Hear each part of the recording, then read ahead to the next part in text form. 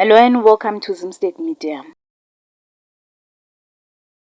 South African President Cyril Ramaphosa has appointed Yusuf Kassim as the Deputy Minister of Higher Education and Training. Kassim says immediate priority will be to fight for underprivileged students to gain access to quality education. Kassim was sworn in alongside other members of the executive and was pictured with President Cyril Ramaphosa at the Union Buildings. In his first public remarks on the portfolio, the Deputy Minister said his focus would be on removing barriers that continue to lock poor and working-class students out of post-school opportunities. Kassim, a member of parliament for the Democratic Alliance, now serves under the Government of National Unity.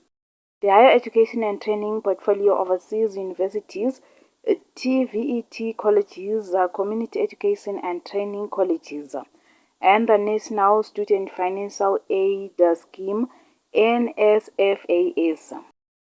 The appointment comes at a time when funding gaps, student debt and capacity constraints at institutions remain key challenges for the sector.